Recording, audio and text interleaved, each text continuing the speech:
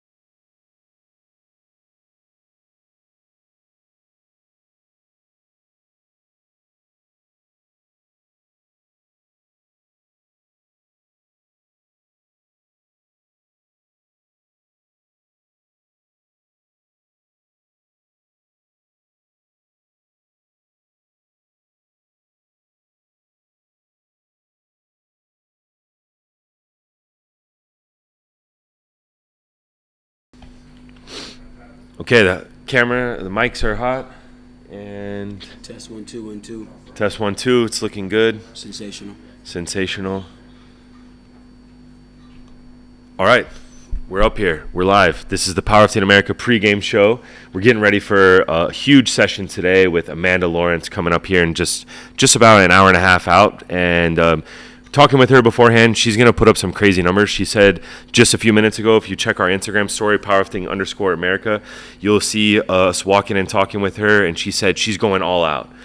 Those were her words. She said, I think her exact words were, I'm going to send it. So, I mean, if you know what that means that she's looking to break the squat world record, which is her own squat world record that she set at Sheffield. She put up 246.5 kilo, and then in addition to that, if she breaks that world record, it's going to be hard. She'll be hard pressed not to break the total world record as well, which I believe she mentioned a couple times the other day that she might just chip it because obviously she's going to be going back to Sheffield, so she doesn't want to put it super far out of reach or anything like that. But given the way the placings happen at Sheffield anyway, she said, I'm here at the World Championships. I'm here to break world records. I'm here to put on a show. So she'll probably end up with like a 645.5 total. We got our two-time world champion with us here, Delaney Wallace, Mr. Two-Time himself. So, Delaney, what's your thoughts? What's your off-the-cuff take on just Amanda Lawrence? Summarize it for us.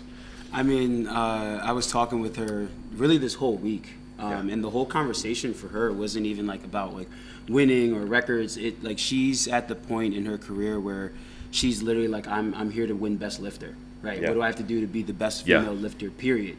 Like that's how she gets that motivation. So being able to see that and hear her kind of talk about that in person is just it's electrifying. I know we're going to see something crazy. She's talking about maybe trying to go for that 600-pound deadlift, so that's going to be super wild to see. And I mean, what can you say about Amanda Lawrence? Like she's on fire at all times, and even on a bad day, she's the best female lifter in the world, in my opinion. Of course, I'm super biased, but I'm going to say it, best female lifter in the world, point blank period. So yeah, what else can you say about Amanda for real? Yeah, I mean, she's the queen of powerlifting, and she's definitely got something to prove. Like, you know, in years past, I think, like, if we rewind to last year this time, you know, she came into this competition looking to be the 3-time best lifter, 3 times, 3 times in a row. But, you know, she's won the world championship a bunch of times, and I think 3 times. And you know, so she's pretty much done everything she can in the sport. But last year at the World Championships,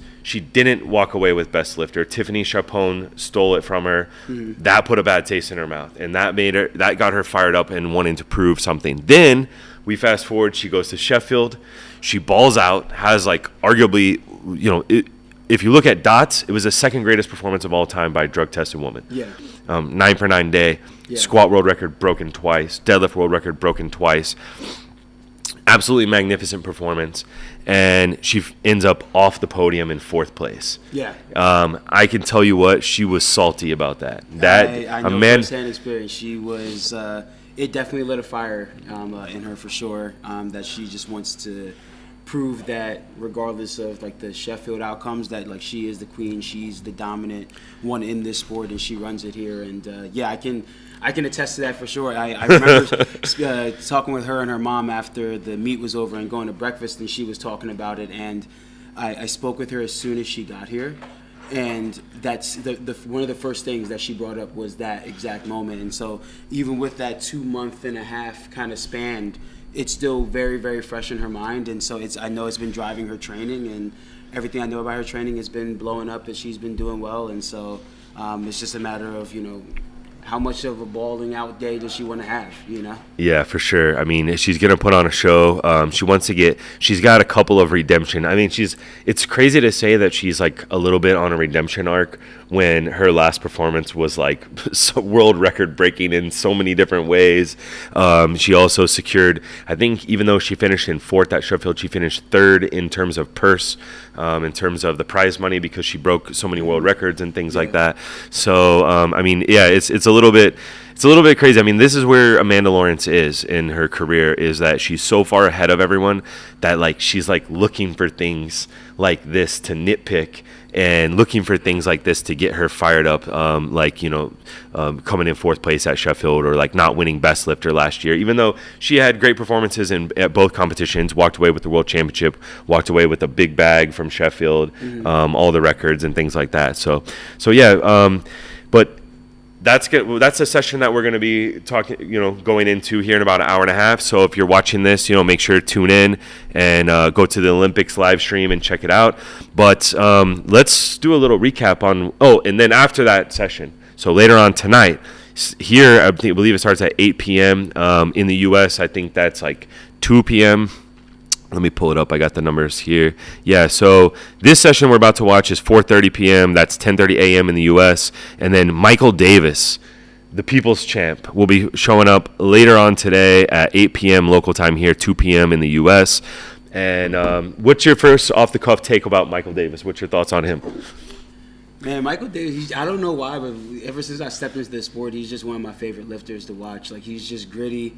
There's not many bad things you can say about him. He comes out, he performs, whether he's healthy, whether he's not, and you always have to look over your shoulder for him. He's never like the front runner coming in, but when you leave the competition, he's always done damage. Since I've been in the sport, and so another flex athlete, right? So one of your teammates. He's going to continue along that trend. I definitely expect him to be somewhere in the podium. It's just a matter of where all the chips fall, and how people perform and go on that front. But yeah, Mikey Davis, solid performer, always shows up, can never count him out, and it's just a matter of how you finish it off. Yeah, so one of my guys in the sport is Ellis McLean, and he just raves about Michael Davis. I mean, he talks about him, and I don't think he mentioned to me one time, he's like, you'll never hear anyone say a bad thing about Michael Davis. And he just has that vibe. Like when he came in and sat here in the press conference, when I saw him walking into the building, you know, whatever that was, like 4 or 5 days ago, he just has a presence that you just feel it's like genuineness. Makes you feel relaxed, makes you feel calm. Like everything is gonna be okay when you got Michael Davis on your team, on your squad. Exactly. I love him. He's one of the sweethearts of the sport. He's also an OG veteran, been competing from like, I don't know. We got his open powerlifting pulled up here. I mean, he goes deep on open powerlifting back to 2010 in Texas. Wow. Texas high school powerlifting. So a 13-year veteran. Yeah. Wow. And I mean, I didn't even know it was that deep. And he's still in his 20s. You know, I think he's 27 now. Yeah. So I mean, like he's been in it for 13 years. I mean, he still has a lot of potential as a young man, as a 27-year-old. Mm-hmm. Man, I'm excited for him. So the 105s, though, as opposed to the 84s, where you know it's basically the Amanda Lawrence show, and it's all about what does Amanda do, how far does she pop off. The 105s is a battle, man. We're looking at these nominations here in the 105s. We got 5 guys at 900 or above. You know, so starting at in 5th place, Money Mo, right, from Great Britain. Mm-hmm. Who was at Sheffield. He's nominated with a 900 kilo total. Then right above him in 4th place, the 2021 best lifter at Worlds, Anatoly Novopismani. I'm sure I butchered that, from Ukraine. He's back. He's coming in 4th. He nominated in 4th with a 905 total. But my man has totaled a ton more than that in the past. We'll pull it up real quick. He's total 937.5. All right. So the man is, if he's on, he's almost untouchable. Mm-hmm. He's hard to beat. Yeah. And the question will be, can he upset Keiko's dots, or can he upset Keiko's good lift points from yesterday and steal best lifter from Team USA? Mm-hmm. That's really something to watch for if you're watching that session, because currently the U.S. is sweeping everything at this World Championships. We've got the 2 best lifters right now with Natalie Richards and Jonathan Keiko, and it's just the only thing that could upset that would be possibly Anatoly. And then if he does, then we got to get our man fired up on Sunday, Jesus Oliveras, to come through. We got to get a little bit of extra juice behind him, because we got something to fight for, because he's kind of like Amanda. He's going to win on openers. It's all about his individual performance and stuff. But if we can get him a little bit of extra motivation there, I don't know, he might do something crazy, because I know he's feeling good. If you watch his pre-comp press conference, you know, he said he's feeling good, feeling strong. But anyway, back in the 105s, 4th place, Anatoly. Then we got our guy, Michael Davis, sitting there with a 912.5 nominated total. That's his Sheffield total. And then above him, we got Mohammed Abdullah Mohammed Ahmed from Libya with a 915. I've seen him walking around here all week. He's been here super early with Team Libya. So I'm sure he's settled in and feeling strong. And then in 1st place, we got Emil Norling, who's been just Mr. Consistent. In the absence of Anatoly, Emil Norling has really showed up. His deadlift always shows up. And, you know, he's been just doing what's necessary to barely beat Mikey in the last few times that they've went out, and he's got a 928.5 total. That is not his total from Sheffield. That's his total from, I believe, Euros. And yeah, that's his total from Swedish Nationals here. So he did a 915 at Sheffield. So, you know, we'll see if he's healthy. I know. Did you hear about him being injured or something at Sheffield, Emil? I did hear a little bit of something like about that. From my conversations with like Six Pack and some other folks, like it seems as though he's healthy and he's ready to go. So we're going to see. It's probably going to be a dogfight. You know, Mikey did leave some kilos on the table at Sheffield with like a missed bench and a missed squat. So even just doing exactly what he did at Sheffield and just cleaning up those last 2, you know, the total bumps up, and now we're having a ball game. But one thing that I 100% have to say is, although, you know, you brought up Anatoly's, you know, some of his previous records, and it could be a runaway. Who knows what happens there? Yeah. From just consistently throughout this competition, there's been a lot of overturned calls.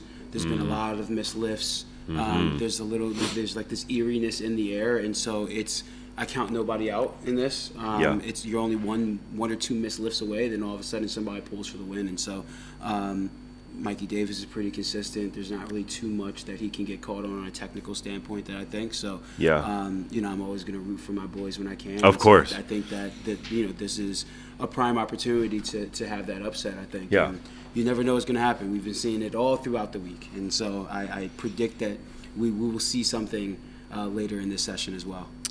Yeah, that's for sure. I mean, what's your overall thoughts? Like you've been watching all the sessions and everything. What's your overall thoughts? Kind of like how the officiating's been happening, without getting yourself into too much trouble because you got to come back and get these reps to be 3-time. Yeah.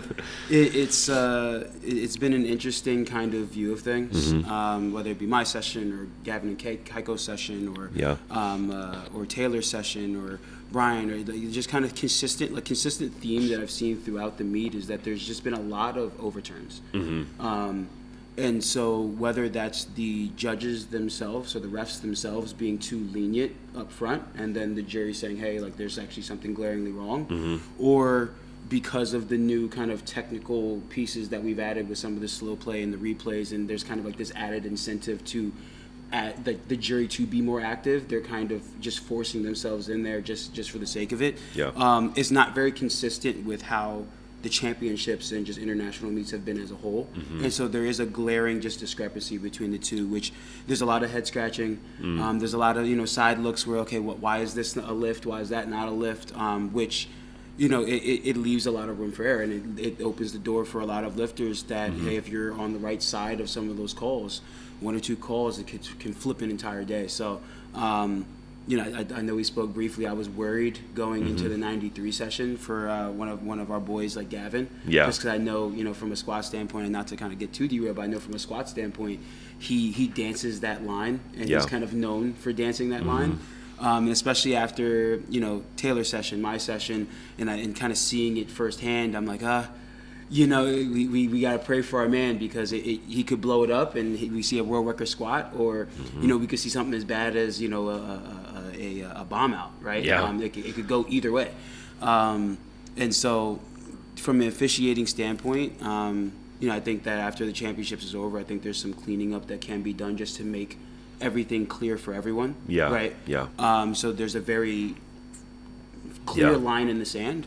But until there, it's just about being an athlete, and you don't have to be your best to be the best on that day. We're here at the World Championships. We're here to win. Records are secondary, and I know that we talk about it, and there's a lot of media around it, and it's cool to talk about.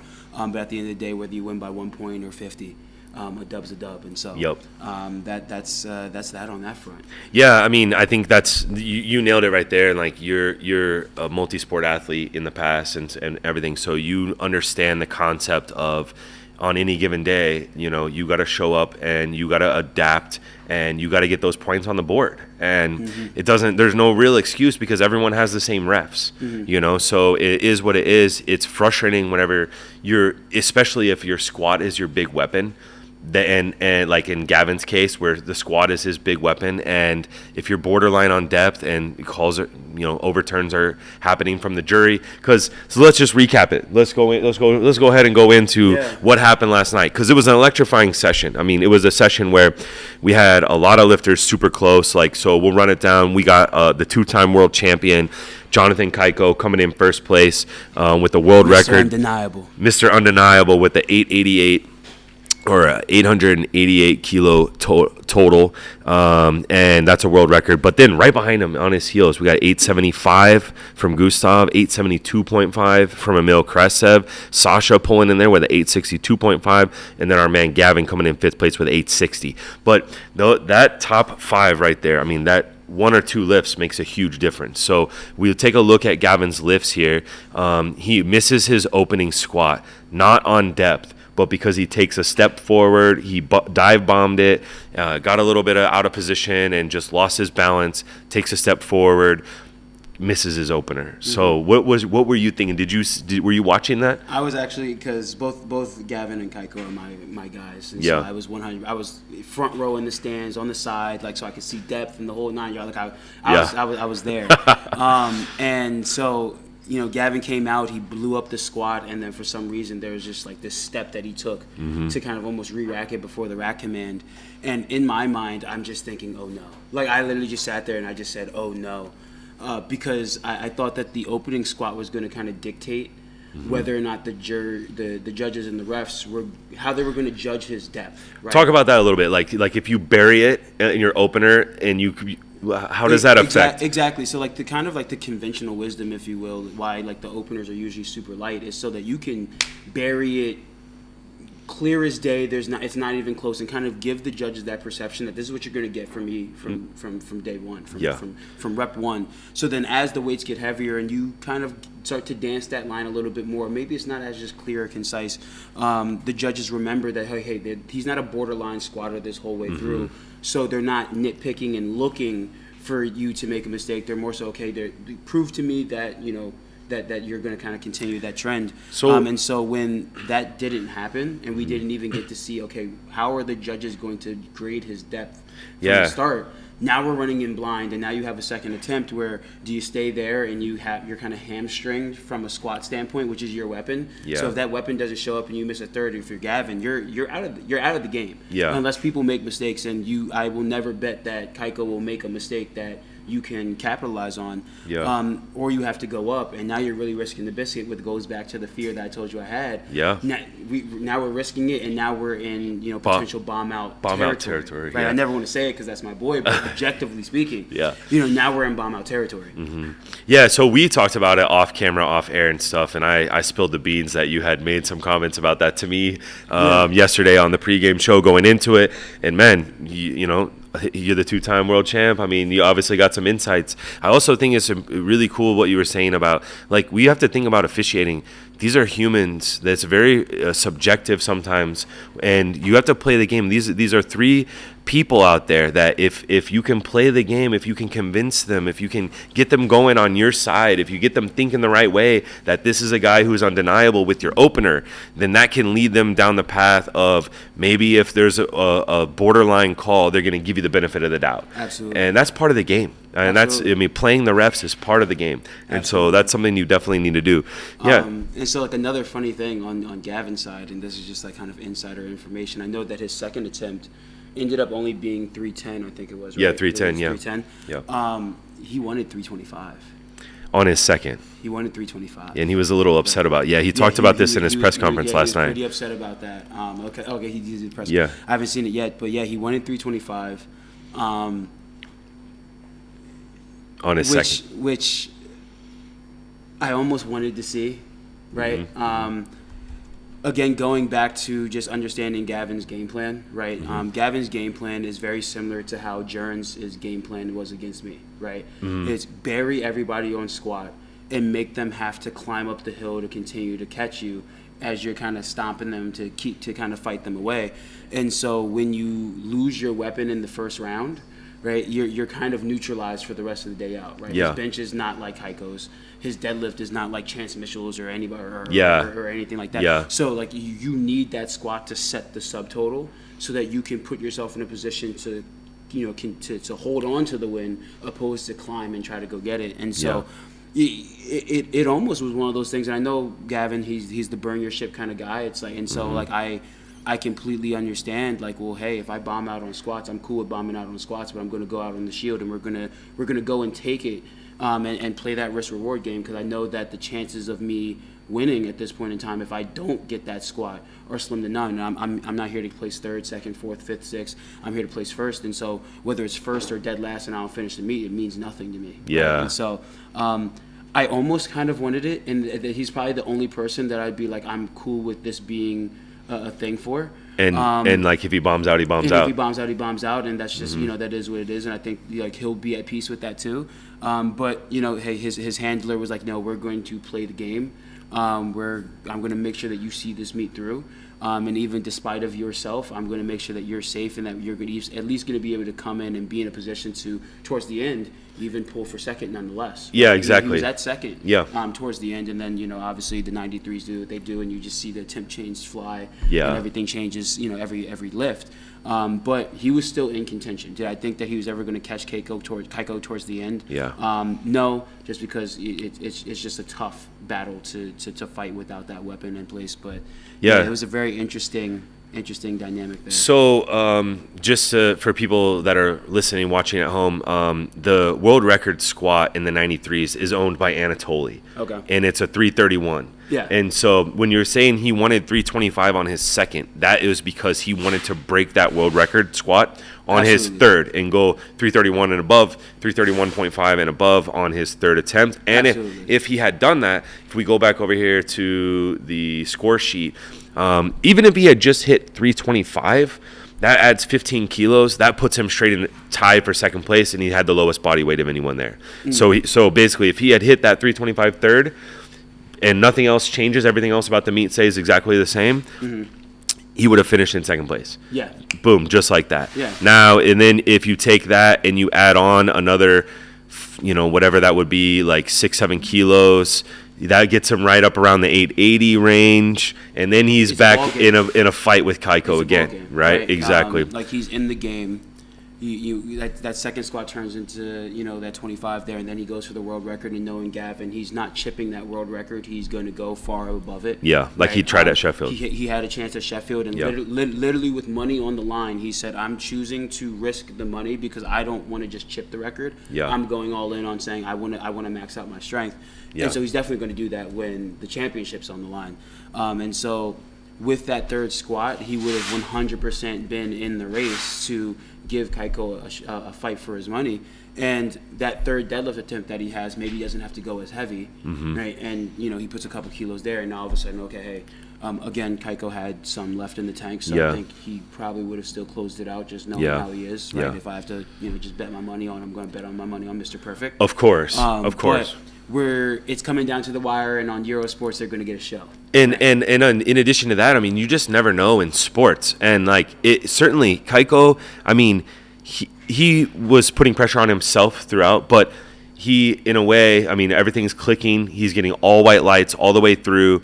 He wasn't really pressured too hard. I mean, like, you kind of knew if he handles his business, he's going to win this. He's going to walk away with this. Absolutely. I mean, but it's a different story if Gavin's firing all cylinders, hits all 3 squats, maybe breaks the world record. Just looking at it, he attempted 336.5 at Sheffield. I mean, if he does 336 and you add that into his 8.6, and you add that attempt into his 860 here, that puts him right up there with right where Kaiko is. Yeah. So then it suddenly becomes a little bit different ballgame where Kaiko now is feeling some pressure from Gavin. Whereas when you see him miss his opener, when you see him miss his third, all of a sudden Gavin's breathing a sigh of relief, kind of like you were when what happened with Jurens and everything, and you can kind of go a little bit more on cruise control, not have that extreme amount of pressure on you, which I don't know that it would have made any difference when coming to Kaiko. You know what I'm saying? Like, the man can handle the pressure. So I don't think the difference would have been with Kaiko. Kaiko is Kaiko. He's as consistent as they come. He's as calm, cool, and collected. Yeah. Mr. Smooth as they come. But it would have changed a lot for Gavin. Yeah. Right? And coming from another kind of athlete that very recently had a squat overturned, had a bench overturned, had some things that just weren't going their way, and then you feel you start to get this feeling that you're like, what else do I need to do? And especially in Gavin's case, this is the third or fourth meet in a row where a third attempt squat has gotten overturned. Yeah. Right? Or just like flat out just didn't get it. Right? Like, he's never gotten a third attempt squat since I can remember.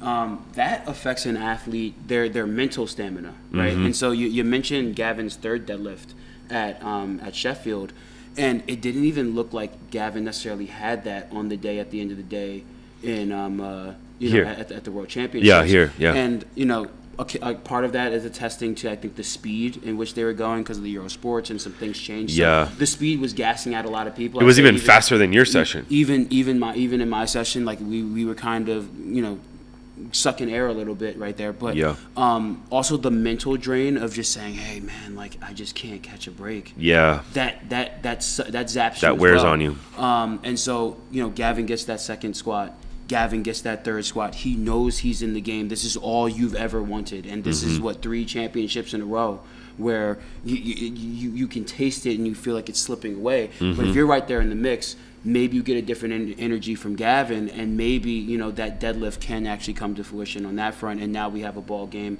where Keiko's going to be perfect, and it's like, can Gavin beat that? Because that's what happened in the championships last year. Chance was not perfect. Yeah. He was missing attempts, and he just said, hey, if I bomb Yep. it, I bomb out, but I'm going all in. Yeah. And it ended up, you know, due to some, you know, some technical errors on the front of, you know, attempt changes. Yeah. He won, but again, that's the championships. You never know, right? Yep, exactly. You absolutely never know. Yeah. And so I think it's not how it would have changed how Keiko performed, but it might have changed how Gavin performed. 'Cause I think, like, Gavin's game plan and just Gavin's demeanor and how he performs is very much so dictated on his mood. Yeah. Right? His totally. emotions 100% play a role in it. Live and die by that sword, that energy, that fire, that anger, that whatever. Yeah. If you damper it, you've killed him, right? You've suffocated it. But if you let it run wild, you might get something that you've never seen before. Exactly, something crazy. Yeah.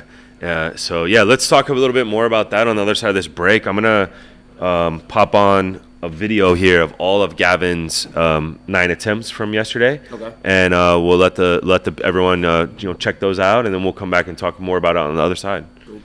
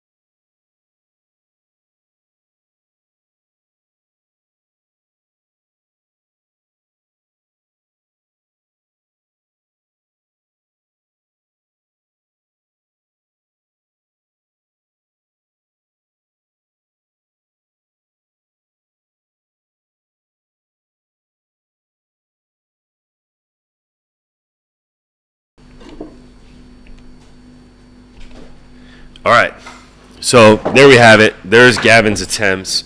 We got Keiko's lined up too, so we can pop those through in just a minute as well. But let's just just doing like a little bit of quick bad math. If he were to have hit that attempt that he made at Sheffield, you know, that then was overturned at Sheffield on his third squat, it would have put him immediately right into 2 kilos behind Keiko. So so let's talk a little bit about Keiko's performance. We talked a lot about Gavin's. Now, this is the situation on Keiko's performance where it kind of takes away a lot of, you know, there's a lot of talk about jury overturns. There's a lot of talk about the officiating here being super tight. But then you have Jonathan come through and get 27 white lights. It doesn't even get a single red light. Yeah. So, I mean, is that just Kaiko is just different? I think that just speaks to the level of a competitor and the level of a power lifter that Kaiko is. Yeah. Right? Because, take the U.S. team aside, because I think, just us being Americans, we have an emotional attachment to any overturns or any type of officiating that happens against me, Gavin, Kaiko, Taylor. Brian, whatever the case may be. Across the board, like different nations, like we've seen those same trends. Yeah. Right. But Kaiko again and again and again, and I know we haven't seen it for maybe 14 months, he says, but since his last perfect 9-for-9 meet. But I mean, it's been years for some of us where we had a 9-for-9 meet. We're cool with 8-for-9 as long as we catch the W. Yeah. Kaiko is almost in that realm of Amanda where, okay, he can't just walk in and win on any given day. Like, he has to battle it and fight it out. But he's on that level where a non-9-for-9 day, even on a win, isn't good enough. Yeah. Yeah. Right? Like that's the echelon of athlete that he is and powerlifter that he is. Yeah. And I think that especially on this stage, right? It's not a local meet. You don't get to sleep in your own bed. You don't get to have your own food. And I know there's talk all over the place about, the 93s and like who would be good here, who would be good there. Yeah. And who had to travel and who didn't. Had to travel, who I didn't. Oh yeah, what's this? What's that? Or I'm going after the. I could have did this if I went a little bit more. But like time and time again, no matter who you put up against Kaiko, he comes out on top. He comes out with the win, and like it's virtually perfect days. Like he knows to the month. Right, how long it's been since he's had a perfect day? Yeah, right? He keeps track of this. There are people there that like, I don't care if I have a perfect day. I just need to win. If I break the record, I'm cool. If I come here, I'm cool. But it's to the point of perfection that he grades himself on, which is almost to that level of Amanda. Like, I don't care if I win. I need to be the best female lifter in the world. Period. Yes. Like not comma, but period. And so I think it speaks about Kaiko more than it speaks about anything else. That even under the harshest conditions, one, mentally, he is as strong as they absolutely come, but also technically proficient in just being a master of his craft. Best in the game. Period. Best in the game. I mean, to just be so undeniable. I mean, the thing is, when you get all white lights, there's nothing the jury can do. There's nothing the jury can do. Even if the jury, even if they want to do something, they can't do it if you get all white lights. And that's what Kaiko has done, man. He's just made himself absolutely undeniable. Absolutely. I mean, what do you think it is? I mean, you think he's just built to be just like his proportions and stuff are just perfect, or you think it's just a work ethic, or? Yeah, no, I very rarely attest anything to just like your build or this athletic performance and your abilities and gifts. I think that we are all, I don't want to say equal in every single way, right? We all have our strengths and our weaknesses, but we're all human. We have flaws, we have good things, we have bad things about us. Yeah. But one thing that I say is time in and time again, the thing that will always stand on top is your work ethic and your ability to do what it takes day in and day out, again and again and again and again. Yeah. And one thing that I know about Kaiko, even on like just a personal level, speaking with him, speaking with his girlfriend, like he eats, sleeps, and breathes this. Yeah. Right. Yeah. There was and I don't know if he talked to you about this. Like we were talking in the lifting room where like they set up for us for like any type of like last minute lifts that we had prior to the meet. The training hall. Yeah. The training hall. Sorry, I can't speak now. That's all right. And he literally talked to me about a session that he had, an SBD session that he had that lasted 9 hours. Wow. 9 hour session. Like 9 hours. There's times that I'm in the gym and I'm like, it's been 3 hours. Like I'm tripping right now. I need to get this done because I have work. I have this. I have that. Yeah. And like he has devoted his life to this. And so when you say I will spend 9 hours in the gym and I see nothing wrong with that. Right, I'm gonna bring a lunch pail with me to the gym. I'm gonna have breaks in between. I'm gonna eat. I'm gonna make sure I'm fueled. I'm gonna continue to go. He brings a suitcase to the gym. Yeah. I bring one too, but just for different reasons. I'm just extra. He's actually a little bit more, efficient. But like when you do those things to that level again and again and again, it shows. Yeah, it shows. And so it shows the level of variance between the amount of effort that he puts into his training. Right. Again, also arguably one of the best coaches in the world, Joey Flex, #FlexNation. Yeah. He has a good staff around him as well. Nina is extremely supportive. She is the goat of all goats behind the scenes there. Yeah. it shows, right? Those little things compounding time and time again, like any type of investment shows, and that's what it is. Yep. That's 100% it is. There's very few powerlifters on this earth that I think can rival Keiko's just dedication to this craft, right? Yeah, and to the point of almost his own detriment. I mean, where he's burned out. I mean, where he was talking yesterday, where it's like he spends so much time that he feels like he just, he doesn't have kids or anything like this, but he said that he wants to spend more time with his family, Yeah. I mean, that he spends so much time in the gym and stuff that he just feels like he's taking too much time away from his family, away from his personal life, things like this, almost even to a fault. He spends so much time, but that's what it takes to be great. That's what it takes to be great, and that's what it takes to get 27 white lights. Kobe, you listen Yep. to Michael Jordan, you listen Yep. to LeBron James, you listen to Tom Brady.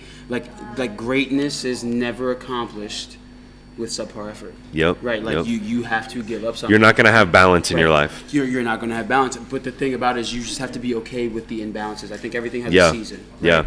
And at some point in time, we might see that season for Keiko is no longer being powerlifting at the forefront. It's going to be something else. Yeah. But right now, as long as it's at the forefront, I mean, this man, I'm not going to say he's unbeatable because he has been beaten, but man, oh man. Yeah. If you go to Vegas and you put money against him, like you better, You're a fool. You better make sure that you're okay with losing that money. Like, Yeah. it's like, yeah, I said it before, right? I was like, Gavin is my boy. I love him to death. Yeah, right. yeah. I think I do too. I think he is one of the strongest 93s, just most in terms of just brute power that you have. But I can't bet against Keiko. And Keiko is just the best powerlifter. That's the difference. Gavin is so amazing in so many ways. He's so strong and all this, but Keiko is just the best powerlifter. He's the quintessential the best right now. Absolutely. And I know, like, statistically and dots and Wilks and totals and championships and all this other stuff, like he might not be in that conversation, but in my eyes, right? Yeah. In my eyes, you put a gun to my head and you say, hey, on any given Sunday, regardless of the circumstances, hurt, not hurt, good jury, bad jury, backyard meet, international meet, Australia, Canada, wherever you want to put East, Bumbler, whatever the hell, right? Keiko is going to come out on top. I'm putting my money on him. Yeah. Even above the Taylor Atwoods, even in his prime, even above the John Hacks, even above the Greg, even above the Russell. Yeah. I'm choosing Keiko because time and time again, like, it is perfection, right? It turns into not even a 9 for 9 day; it's a 27 white light day, right? Like that we're looking at, and so he's just one of those powerlifters that I would argue is the best powerlifter in the world. Because again, in powerlifting, the one thing that's good and bad about it is it's very easy for us to compare totals. Yeah. Right. This guy totaled something in this meet. You totaled something in that meet. Let's just think, like, just forget about all the variables that surround the surroundings of it. We're just going to compare it, and okay, we're the same. We're equals, or we're near equals. And in Keiko's case, I don't think that there is a powerlifter, at least in his weight class, that really can rival him if you really look at the totality of the work. Yeah. Right? If you really start to break each performance down and see what you had to go up against, it's not a backyard meet where you get to just do whatever you want. Yeah, exactly. Even if you mess up, you're coming out on top. If he misses a lift, he loses. Yeah, right? yeah. He has a bad day, he loses. Right? It always comes down, and he's so perfect this time that it didn't come down to the last he won by 13 kilos, but I mean, this is the first time that it's been somewhat of a runaway. Yeah. We're talking about 13 keys. Yeah, 13 keys is one missed lift. That's one last big deadlift pull. I mean, right? That's end up pulling for the win. Gustav here, I mean, he left 7.5 on his bench, so suddenly that comes down to now it's a 7.5 key difference. So yeah, I mean, it's still close in the 93s. It always will be. Exactly. And so the point that I'm trying to make when it comes to Keiko and his legacy, and why, like, I will 100% stand on this, like, on air. He is probably one of the, if not the best power lifter in the world. Yeah. Is that he has these perfect days, these world record performance days, under the most strict conditions. Yeah. As well as with the craziest competition. Yeah. He's in the most stacked class. He's got people from all angles. It's not just, I have this one guy I have to look for, so if he has a bad day, okay. It's if he has a bad day on squat, then okay, now I'm done. But he has a bench, he has a deadlift, he has all three. Gustav can pull. Happens, the judges are doing this. And so that's why, I mean, when it comes to Keiko, people can say what they want. They can say that they're coming for him. They can say that they're going to do this, they're going to do that. I implore you to step over onto the stage and face him head on. Yeah. Because I've only seen one man have the opportunity to actually do it and come out on top, and we can still argue that was a fluke. Right? Yeah. We could still argue it. Not to we could still argue it. Exactly. Right? Exactly. And so best powerlifter of all time, Kaiko. His legacy is phenomenal. Yeah, we're in the Kaiko era, right? Absolutely. For sure. So to run through the numbers, he finished with a 300 kilo squat, a 243 world record bench press, which I had it up a second ago. What is that in pounds? That's like 536. Oh, 536. 536. I'm American. I don't do kilo math. Yeah, but I mean, we know he had more in the tank on that as well. There's no question about that. It flew disrespectful. It flew so fast. Yeah, exactly. My boy, I kind of wanted to fight him. That was kind of disrespectful. Yeah, and I think Joey was saying afterwards that a 250 kilo bench press is in the cards, possibly for Sheffield. So we'll wait. That'll be a tease for Sheffield. Yeah, but and then going back to that for a second, I understand he had a world record bench in there too. Yeah, world record total, world record bench, 27 white lights. Come on, man. I mean, he's sitting. He's currently sitting in first place in best lifter rankings by a bit. So he's sitting at 116.2 good lift points.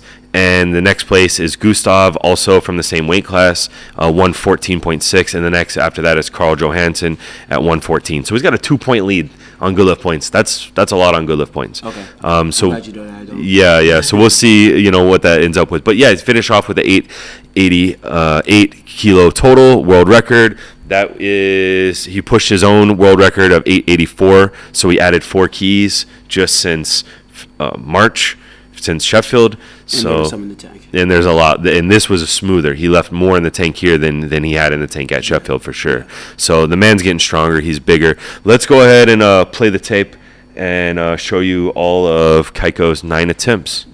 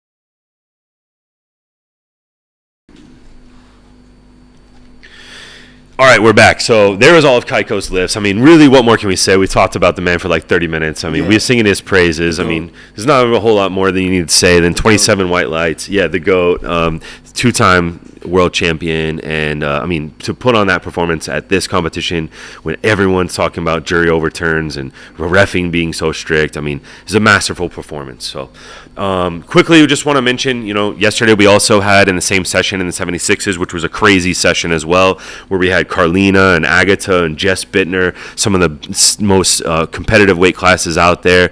And Carlina came out on top with a 593. She didn't break her own world record, which is 600, but she had herself a day. And so did our girl, Dana McNeil. She came in 5th place.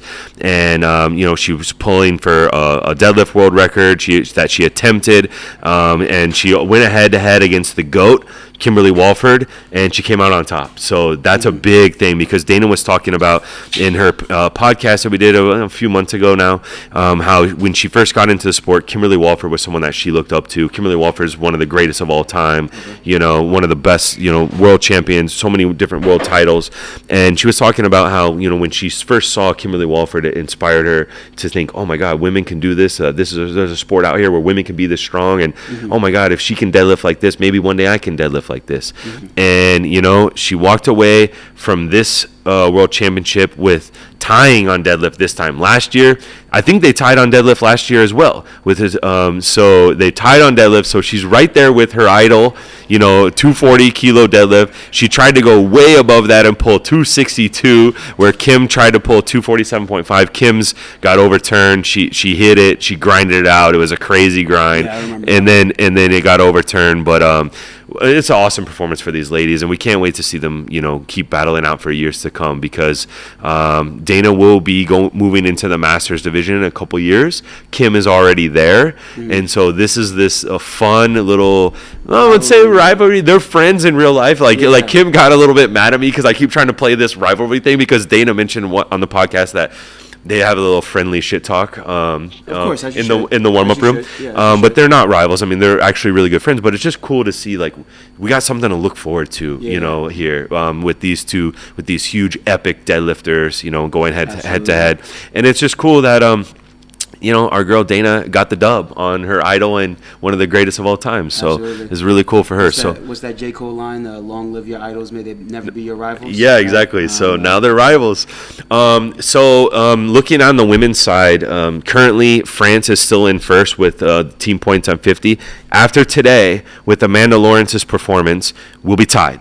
So we'll be 50 and 50. Then it's only a matter of what Bonica does. As long as Bonica finishes in first or second, it's over. Team USA is winning team points. Team USA. Then we're going to scroll down. Let's go. We got it. Two-time. Big trust. That's going to be, like, in the background of every song is going to be two-time. But I'm going to get canceled soon. Oh, sorry. No, you're good. You're good.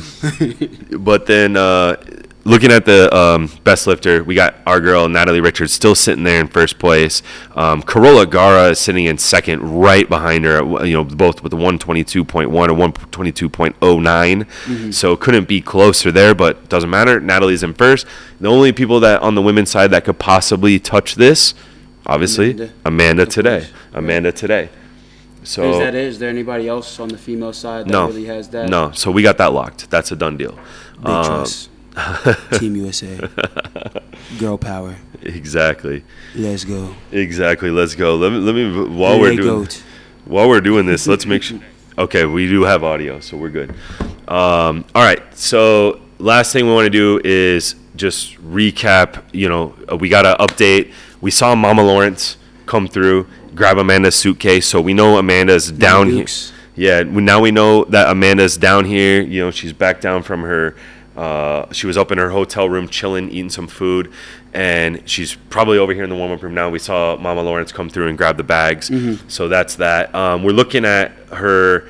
We're gonna look. We got her openers. We got her weight. Okay, she's sitting at 83.65. So they'll do the math and they'll figure out exactly what the good lift points, what they got a total in order to win the good lift points. And then looking at her openers here, she's got a 230 squat, 122.5 bench, and a 240 on deadlift.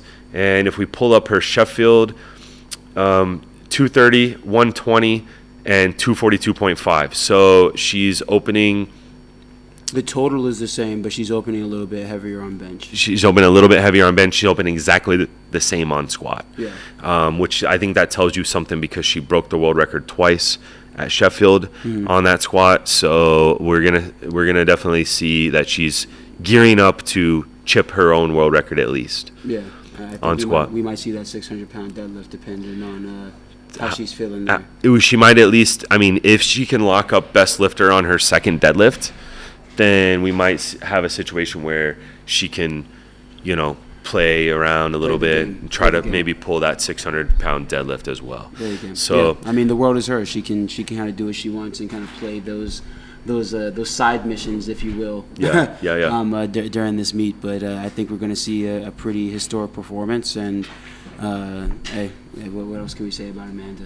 Yeah, I mean, it's going to be awesome. And then after that, tune in later on tonight. You'll get to see our guy Michael Davis in the house, and in a absolute battle in the 105s, which the 105s always stay stacked. It's one of the best of all time. He's making his comeback, the Ukrainian lifter. It's going to be a feel-good story, after what the country's gone through, and having the best lifter back here at the World Championship. So definitely tune in for that. If you're following us on Powerlifting_America on Instagram, we're posting all kinds of interviews in between squat and bench and deadlift. So make sure you're following us there. Make sure you come back here on YouTube. We'll be doing post-game press conferences. We'll be doing a pregame show tomorrow before the big boys for Jesus and for Bonica, who are going to, seal the deal on everything so that Team USA will have a clean sweep.